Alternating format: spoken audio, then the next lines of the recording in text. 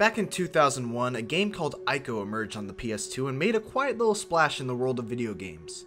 Aside from being an excellent action-adventure puzzle game in its own right, Ico showed that games didn't need extensive voice acting, lavishly produced cutscenes, or even dialogue to tell a thoroughly moving story. It proved that gameplay itself could be an effective storytelling tool.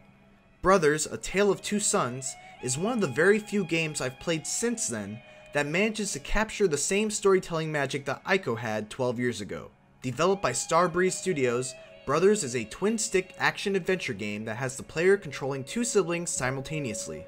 The left stick and shoulder button control the big brother, while the right stick and shoulder button control the little brother.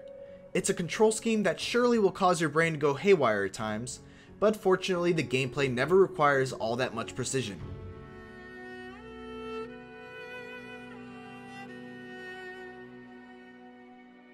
The game's story is a simple one, but one that's expertly told and packed with heart. The game opens with the siblings' father taking ill. After wheeling him back to their house, the doctor tells them that the only cure to save their dad rests on a giant tree far away in a distant land. Without hesitation, the two sons embark on a journey to save their dad, the only family that they have left besides each other. At this point, I should also say that this story is told without any real dialogue. The characters speak in a sort of gibberish language that only they understand. It's an effective style that engages the player by letting them fill in the blanks and project their own vision of what the characters are feeling or saying. The real character development in the game is done through gameplay. Each brother has their own unique interactions with the environment that shed a little light on what kind of person they are.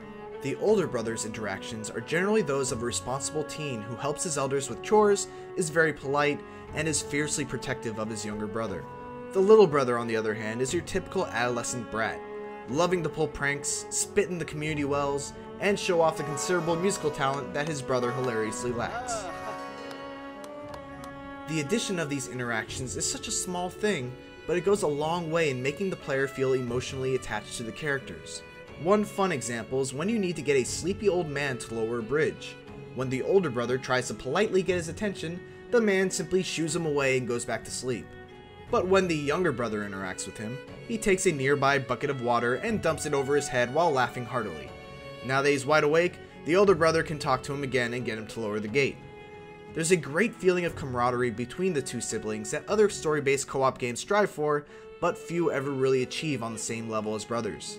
They rely on each other both emotionally and physically. One of my favorite recurring elements of the game is the fact that the younger brother can't swim, likely as a result of having to watch his mother drown before his very eyes. So, in order to get past certain areas, the younger brother must grab onto the older brother and be ferried across. Over the course of the game, there were times when the two brothers were suddenly thrown into a river, and I let out an audible gasp because I completely forgot that the younger brother couldn't swim. The gasp wasn't because I thought I might have to replay a checkpoint, it was because I didn't want the younger brother to die because of my negligence. Despite taking many cues from both Ico and Limbo, Brothers is comparatively rather light on the puzzles. The puzzles that do exist are very simple in nature and likely won't take much more than a simple glance to figure out. That being said, while they won't tax your mind very much, the puzzles in Brothers are fantastic for what they actually have your characters do and the emotional response that they elicit.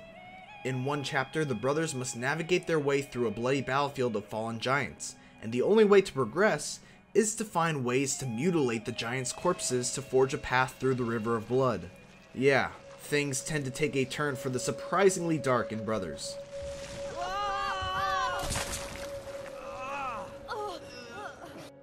There's a ton of variety in Brothers' 7 chapters.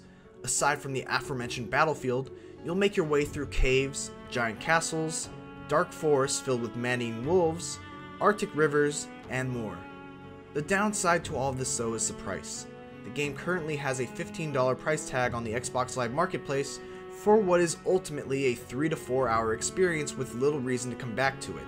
It's a hell of an experience to be sure, but I can't help but wish there was something extra in the package, like a commentary track or something. I'd be fascinated to learn more about some of the inspirations for this game. The themes and ideas explored in Brothers: A Tale of Two Sons are not new to video games, but very rarely are they executed upon as well as they are here. As a game, Brothers disappoints a little with its overly simple puzzles, short runtime, and low replay value.